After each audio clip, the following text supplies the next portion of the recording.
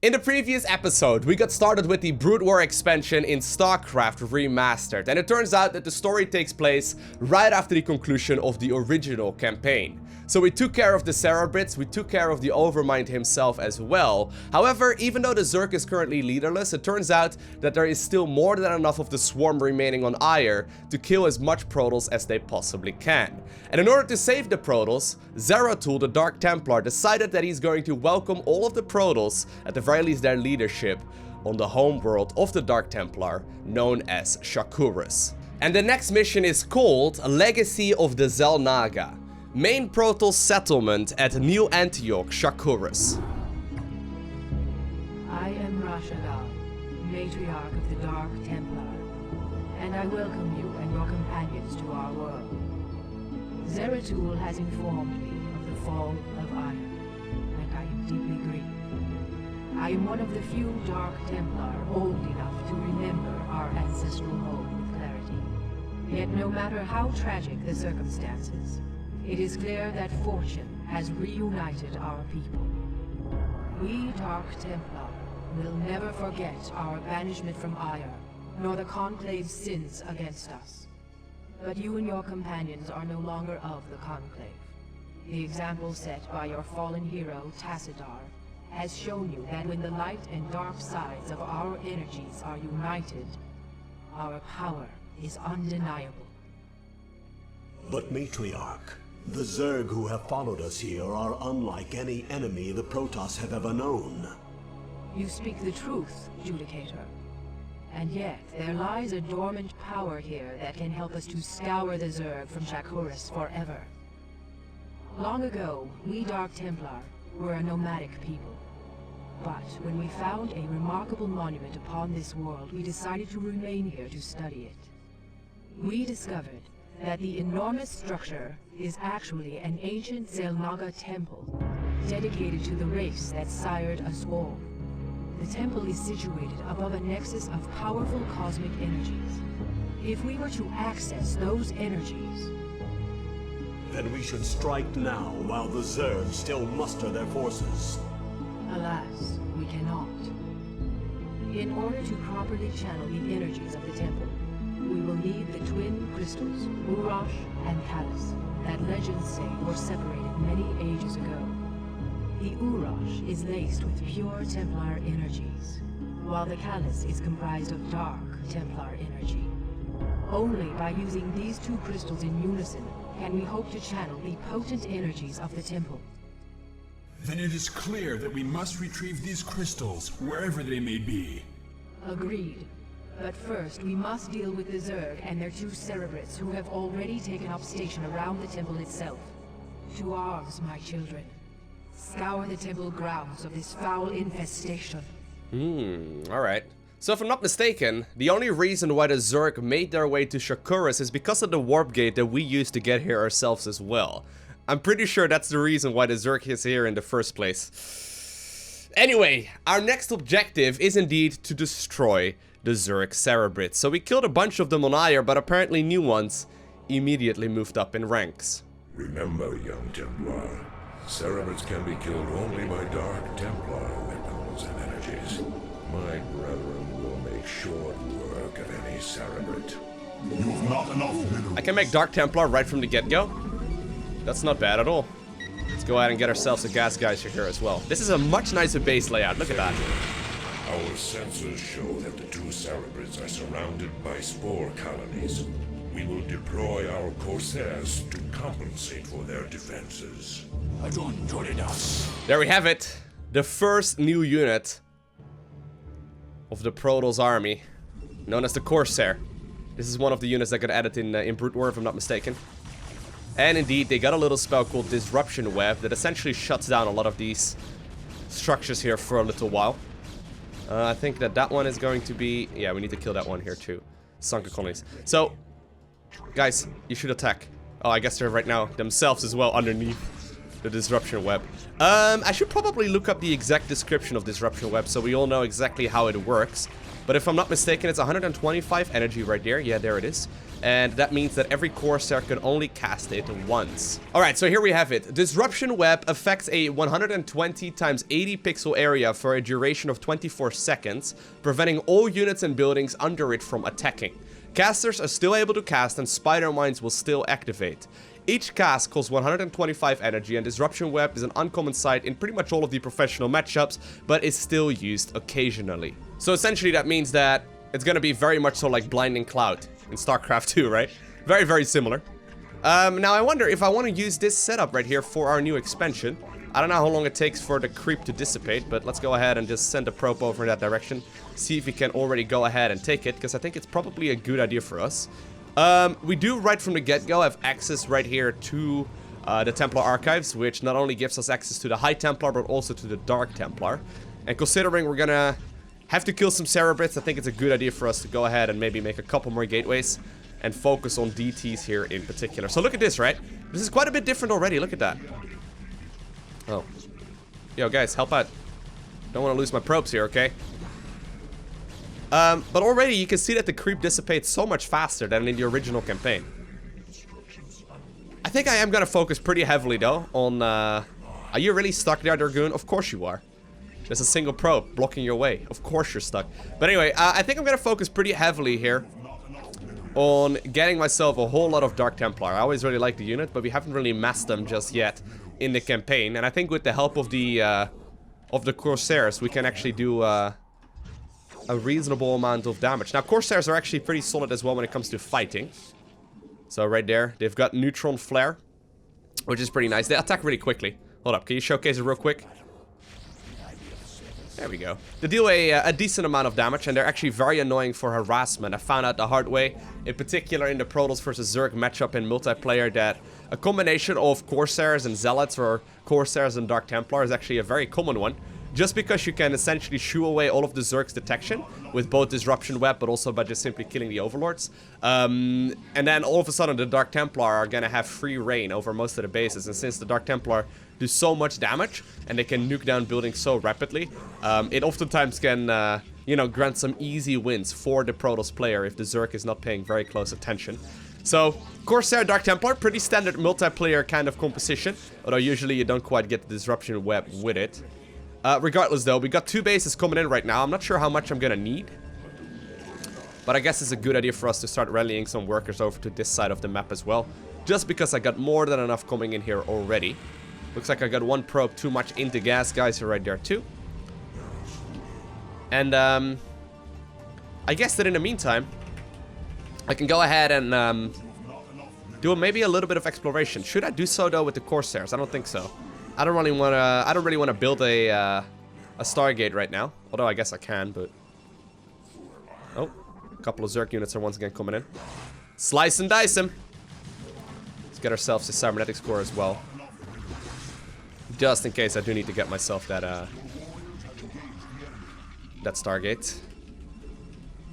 I don't know exactly how many Stargates you normally, or how many Corsairs you normally get if you play Dark Templar with combination right there of Corsairs as well. I think you just build as many Corsairs as possible. Essentially, they kill Overlords really fast. Anyway, so there is a little ramp, or a little choke really leading right here to the top right-hand corner of the map. I'm not sure exactly what the point of that part is. Regardless, I can go ahead and get myself the expansion here. And can I actually already morph in Dark Templar? Or Dark Archons, rather. No, it doesn't look like it. And actually, this may very well be an inaccessible part of this map as well. No Dark Archons available just yet, although I think I'm mostly done here with making my, yeah. Huh, look at that. There is something here hanging out in the corner, but it's nothing too important. Anyway, I think I can go ahead and construct some more gateway and really start producing the units that I was here for. So a lot of Dark Templar.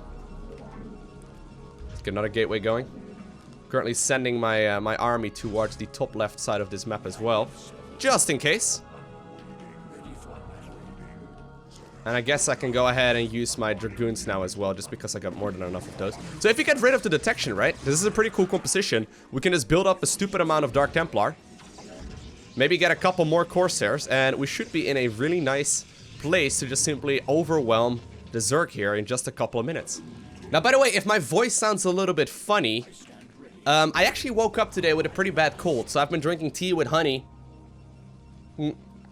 for the majority of the day so far, but I gotta warn you that my voice may sound a little bit odd here for just a couple of days. I'm secretly hoping that it's not gonna get any worse. I mean, if you make online video content, your voice is probably the one thing that you don't really want to, you know, have messed up. But regardless, I'm gonna try my very best, and I'm hoping that it's not gonna be, you know, worse over the next few days. I got a lot of Dark Templar at this point, though. I got a lot of Corsair as well, or at least, you know, I got a handful. Should be pretty good. I can continue making more if I want to, but let's go ahead and just simply spend our money here to the best of my abilities. Trying to figure out exactly where I need to be going. Wait, am I on a... Wait. Do I have to go on a little island? Oh, no. I'm pretty sure I can have a quick little look around the island here. But I'm pretty sure that I'm gonna need some robotics facilities to drop my Dark Templar with. No way. Because judging by this setup here, I don't think I can go on that island. There are indeed some nice places here, but I don't think this is quite going to work out for me. So let's go ahead and construct 2 of those so we can make a couple of shuttles. Don't kill the dinosaur, Lowko. The dinosaur right there, of course, Kakaru, is going to be a critter. You do not want to kill critters. That's bad luck, to say the least. Let's get a couple more pylons as well. I don't think I can actually get over there. I wanted to just simply advance towards this base from the north. But that's not quite gonna happen. Ooh, another one of those critters. Okay, well, hey, that's unfortunate. Let's continue constructing some of these things, and I guess I'm gonna have to get myself a handful of shuttles just in case. Now, we are pretty good at killing overlords, though. And that absolutely did get murdered just now. Ooh, that hurts. Oh no, that's not cool. Anyway, we do have Disruption Web. I guess I can just simply send them to the other side, right? Here we go. Bring some shuttles, Lowko. Make a bunch of these things. We need to drop them off. Now, Dark Templar drops, actually, wet shuttles, are also a pretty common thing. At the very least, they used to be in professional StarCraft, which is rather annoying. I know a lot of Zerg players do not really, or a lot of Terran players apparently don't really like that strategy very much. Turns out, by the way, Dark Templar are very expensive. I haven't been making a ton of them, but they seem to be rather pricey. I've mixed in a couple of Zealots right now as well. Okay, there we go. Got 3 control groups right here worth of units, as well as a 4th one here with just a bunch of Corsairs.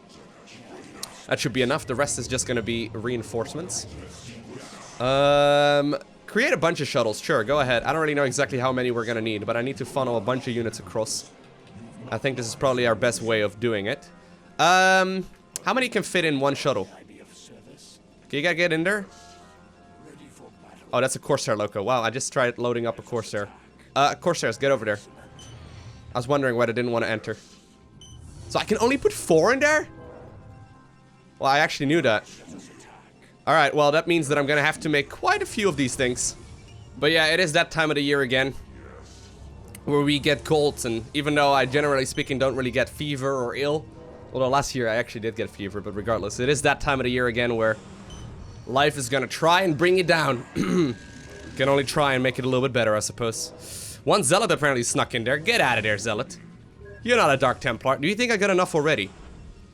I've got a whole lot, let's just say that. I'm just about to get up to 10 shuttles at this point in the game. Let's go ahead and queue up a couple more DTs. A couple more Dark Templar. We're gonna load up the shuttles with as many of these units as we can. Apparently some Zerg is are currently coming in as well. You get in there, please. Thank you very much. Reinforcing units should do just fine. There are still a couple of Dark Templar here remaining as well. Just a single queen now. Alright, here we go. This can only go amazingly well. I don't see what could possibly go wrong. Let's go ahead and save here, just in case. So I got myself these things. I got myself a lot of shuttles as well. I have not made even remotely this many shuttles before. Question is, where do we want to drop off? It doesn't really matter all too much, as long as I just simply disruption web them. Okay, you guys unload there. You guys fly over, please.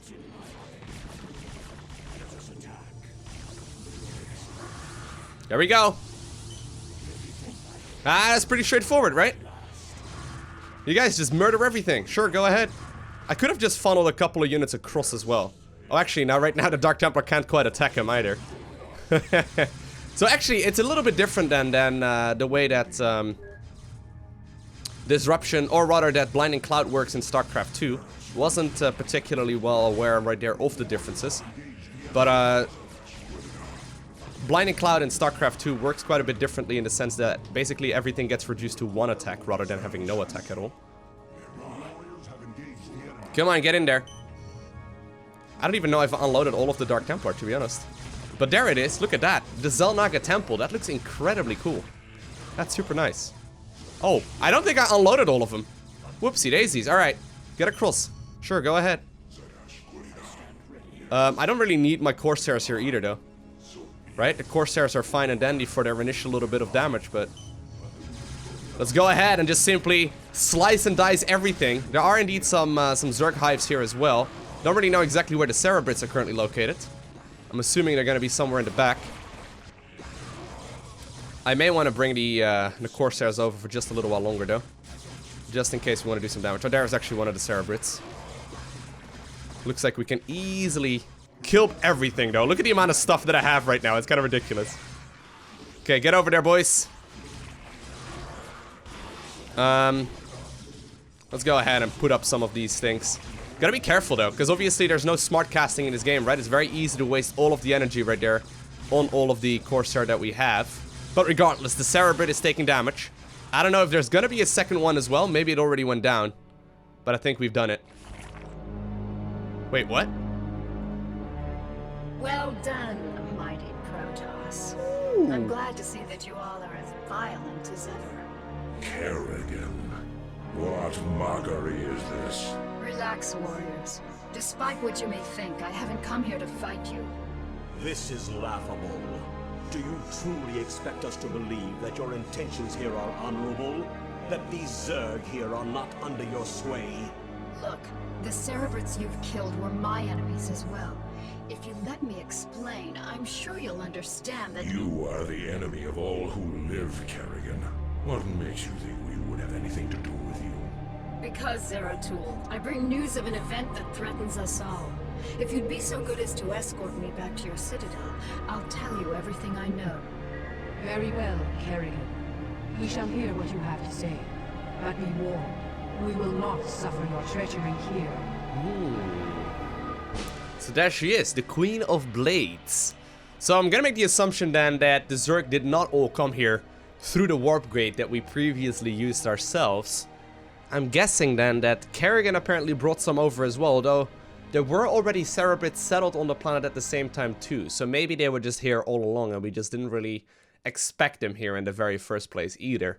Regardless though, apparently Kerrigan has got some news for Tassadar as well as Zeratul. Now that will be where I'm ending this episode. Of course, in the next one, we will continue onwards and we'll figure out what Kerrigan has to say. If you haven't already, make sure you hit that subscribe button down below the video so you get a notification as soon as that next episode goes live as well. Other than that, I want to thank you very much so for watching. Have an amazing day. Do not forget to smile, alright? And I'll see you in the next one.